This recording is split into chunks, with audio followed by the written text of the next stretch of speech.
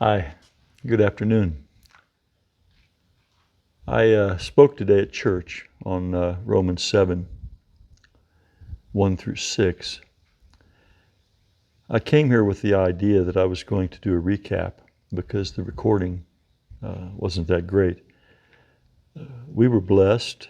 God was gracious to us. God was gracious, and myself and others agreed that He had been with us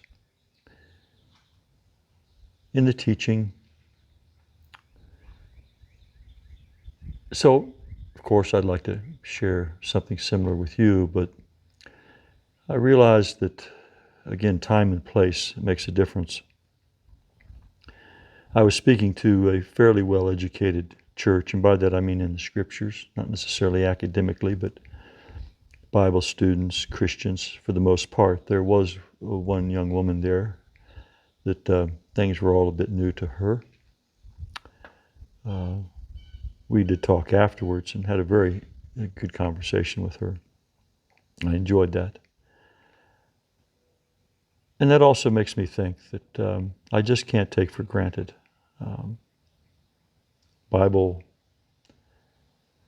jargon, for lack of a better word, but specialized language, culture, times. It's a 2,000-year-old document, at least for the New Testament, and more than that, really, and for the Old, several thousand years more. There's a lot of explaining to do to make it intelligible to people today, especially people who have an interest in God but really aren't Bible literate. I mean, I don't mean illiterate and be able to read, but they're searching, and the Bible is very difficult for them. In having that thought, I realized that perhaps the first four Gospels of the New Testament, Matthew, Mark, Luke, and John,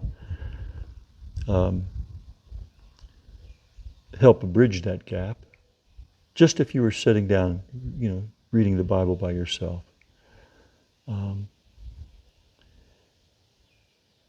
You can certainly take the Bible up and begin to read and read and reread and compare. Sometimes that's more convenient for people who already have some relationship with God. They're highly motivated. Their faith is seeking more understanding. And there is no question in my mind that because the Bible is an inspired book by the Spirit of God, and that's a big topic in itself, how that came to be and what it means, but individuals can be impressed by God through the reading of His Word, and sometimes in ways that are mysterious to us. And how did they understand that, we would ask. And yet I feel an obligation to especially those who are just seeking, who are new, who come from these later generations. Perhaps you're hungry, you're thirsty, you're sick, maybe, in pain. You're really looking for something now. Yeah. Not 3 weeks down after I've done a research paper or something. You're looking for something from God in your life now. Let me read you something from the Gospels, a story, actually. A lot of the Bible is stories. And narratives, not stories, made up stories, but narratives about people interacting with people in some very good ways and some very evil ways, and God interacting with people. This is in the Gospel of Luke, chapter 8, beginning at verse 40. The story is not hard to understand, and you'll get it right quick. And as Jesus returned, that is, He returned into Galilee. He'd been across the lake, and He came back to Galilee.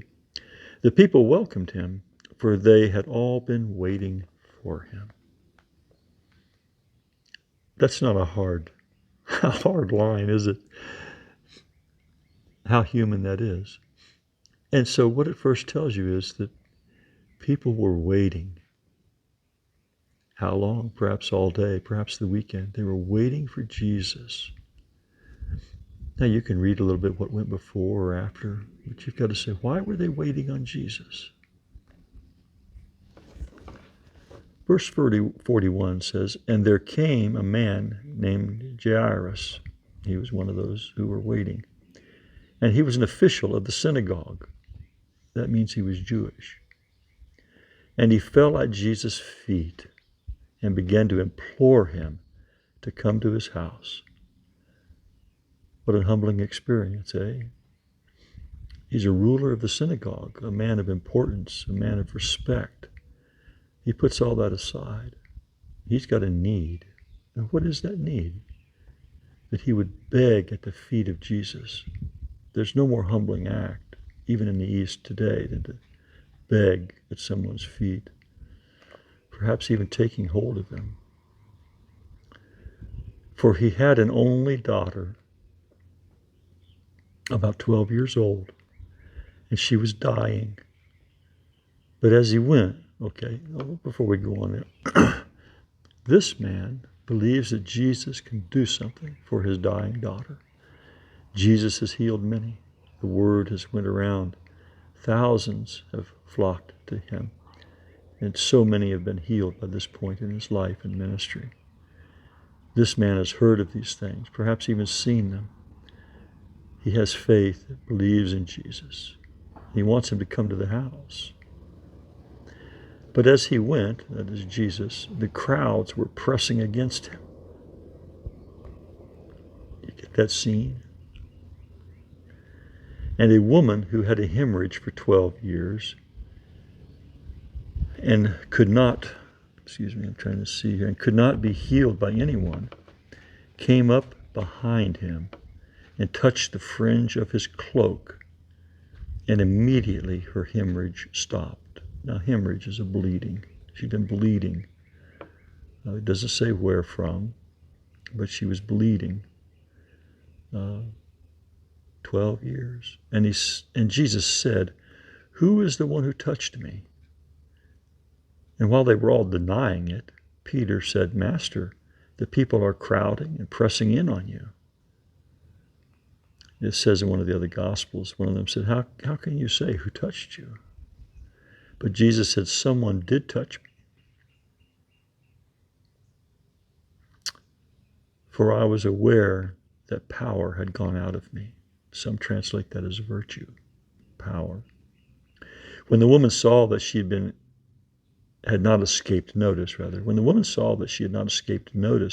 she came trembling and fell down before him and declared in the presence of all the people the reason why she had touched him and how she had immediately been healed. And he said to her, daughter, your faith has made you well. Go in peace. This was deeply personal. It wasn't as if she had been blind and been healed, which was more visible for the crowds. This was a very personal ailment for her. No one could see that she'd been healed. The very Spirit of God elicits her testimony to tell the story of why she came, why she touched him. And there's a very simple truth here for you. If you have faith, even enough faith to touch the hem of his garment as she did. Jesus did not speak a word to her. There was no conversation between them. But she put her faith in him, and she was healed. And her faith, what she was asking within her heart was, Lord, heal me. Lord, heal me. It's that simple. Whether it's for the forgiveness of your sins, the healing of your soul, or even the healing of your body. Faith lays hold upon the virtue or the power that is within God, and you will be healed. Now, not everybody's healed instantly, as she was. Everybody who puts their faith in Jesus in God's own time will be healed, whether in this life or in the life to come. He promises eternal life to all who put their faith in him, and it will be a life that's unmaimed by sin and suffering. But there are those, very much even today, just as there was then, and some of them, you never hear their story. Again, like her, it's very personal. But there's others that have a remarkable testimony. I'm one of those. God healed me twice in addiction and a second time after a relapse. And the second time especially, it was as dramatic as this woman's healing for me. And there was someone there to witness it. As God's love flowed into my heart, it was powerful. Remember this man that's asking for healing? He continues on his way. While he was still speaking, someone came from the house of the synagogue official, saying, "Your daughter has died. Do not trouble the teacher anymore." But when Jesus heard this, he answered him, "Do not be afraid any longer. Only believe, and she will be made well." When he came to the house, he did not allow anyone to enter with him except Peter and John and James and the girl's father and mother. These three disciples had a special connection with Jesus because he had chosen them to. They would later be prominent leaders among the disciples for the church. Special lessons were given to them, and we don't know why exactly this time in this way. When he came to the house, he did not allow anyone to enter with him except Peter and John and James and the girl's father and mother. Now they were all weeping and lamenting for her. But he said, "Stop weeping, for she has not died, but is asleep." You can explore other aspects in the scriptures. And Jesus always refers to death as a sleep, an unconsciousness, a waiting on the resurrection, not going to heaven and having some plans and activities up there. Even Lazarus, when he called Lazarus from the tomb, Lazarus had been in the grave. His spirit didn't come down out of God from heaven where he'd been living and then enter the dead body again. That's not what happened. He was asleep. Jesus even mentioned him being asleep. Jesus woke him out of sleep. That's what raising the dead is. And they began laughing at him, knowing that she had died. Throughout the Bible, as you read it, especially in the Gospels, you'll find this contradiction. Jesus speaking symbolically, metaphorically, and they taking him quite literally. Great misunderstandings come out of this. And he, however, took her by the hand and called, saying, "Child, arise." And her spirit returned, and she got up immediately, and he gave orders for something to be given her to eat.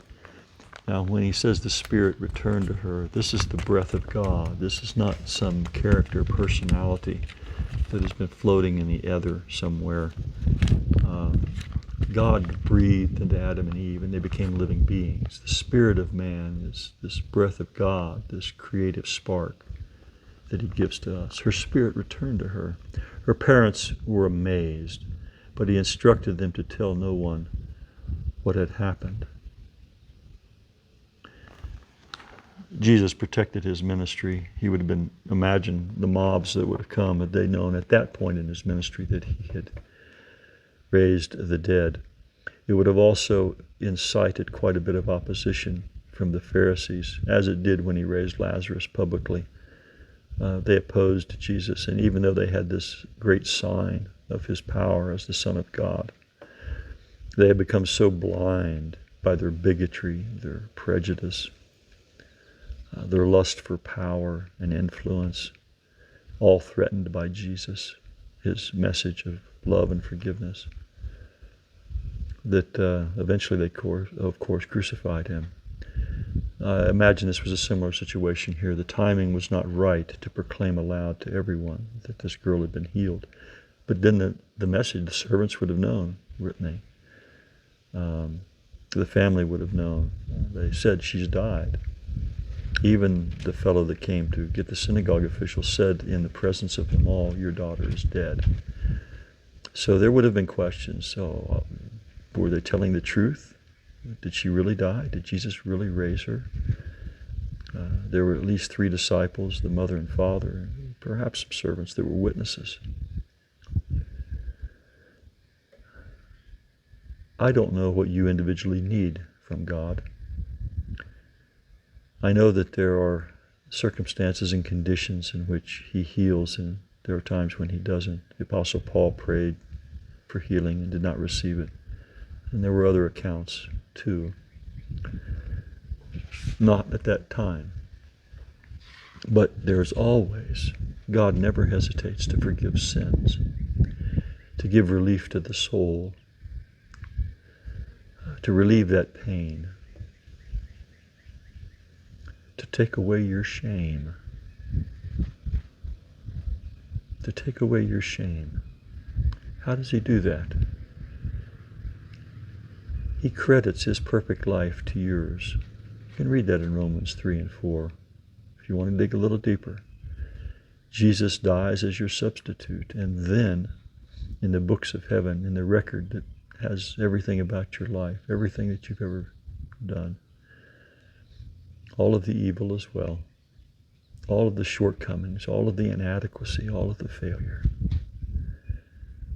He credits His perfect life, His perfect righteousness, His perfect love to your account as if you had never sinned. You are clean. You are whole. Now, I don't know what your shame is. Shame is the feeling that comes from guilt. Sometimes we're not truly guilty and we have a false sense of shame, but we live in a time when everything, almost everything in human life is in some way connected to shame in our relationships. Shaming each other. Every failure, every human failure on any level. Men, women, children, anytime you fail, there's a sense of shame.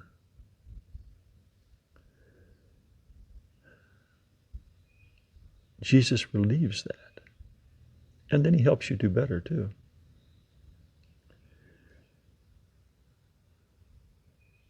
I've got great shame from the things that I've done. I haven't forgotten them. I'm ashamed of them. But I don't have to bear it. I know that I'm not going to be punished for those things if I put my faith in Him, because He will give me His perfect righteousness. Even after I've been forgiven, things come to mind. A sight, a sound, a smell. They call it PTSD. There's a few things that's more powerful with me than others, but some of it's just simply memories. Did I mention I'm a recovering addict? If you're new to this channel, maybe I didn't mention that. Yeah, 2 bouts of addiction in my life, clinical depressions, failed marriages, 3, divorce, terrible father, terrible parent. I've said that over again to you, but I repeat it only for those who may be new here, to let you know that I have some experience in shame and guilt. I have some experience in feeling ambivalent and not having any feeling at all, and not even be able to speak.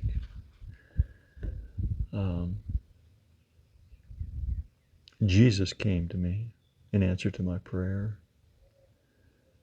And even this week, He's relieved me of some guilt, behaving badly, saying things I never should have said.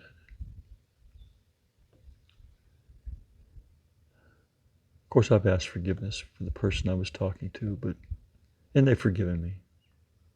They're a Christian, forgiving me. Forgiveness restores, reconciles us with God and with each other. Forgiveness restores that broken trust that's so critical to every relationship. You can't connect without trust, without faith. And that's the lesson in this story with the woman. She connected with Jesus. Do you remember? Just touching the hem of his garment, and he stops. Life flowed through that connection of faith, invigorating her, healing her. But what about this dead girl? 12 years old. Her parents could ask. She couldn't. She was asleep, unconscious, waiting on the resurrection. Jesus, who is the resurrection and the life, says, "Child, arise." It only took a word. It only takes that word of Jesus to raise you who have been dead to God in your trespasses and sins, who have been living in darkness. It's cold in the dark, isn't it?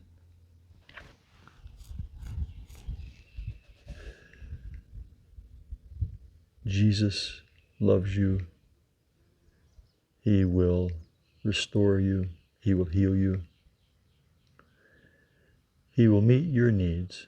He will give you an abundant life as he promises. Fruit of the Spirit, love, joy, peace, patience, gentleness, kindness, self-control. He'll give you that because he loves you, and you just have to reach out your hand and receive it freely as a gift. Do you believe? Do you believe in the Jesus I've read about? Do you believe in my testimony, the testimony of this father and mother, the testimony of this woman who touched his garment, this record, this biblical record of the works of God that testify to who he is? And if you believe, you will do great things too, perhaps even greater in extent and magnitude. Jesus says if you have the faith of a little mustard seed, you can move mountains. He gives everyone a measure of faith, an amount of faith. It's all very personal. Is it real to you? What have you got to lose? Do you think Jesus is going to hurt you? That it's, I know some people don't. Some people today, they're embarrassed. They would be embarrassed to say they're a Christian. They'd be ashamed. And don't let that hold you back. I'm going to go, and just a quiet word, personal word. And if you have any questions, if you have any comments, let me know that you dropped by. If you want to hear something else, leave that too. I'm not fishing for compliments. I'm fishing for human beings, fisher of men, drawing them in the net, drawing them to Jesus. I hear somebody in the background coming to the parking lot. So, this is it for today.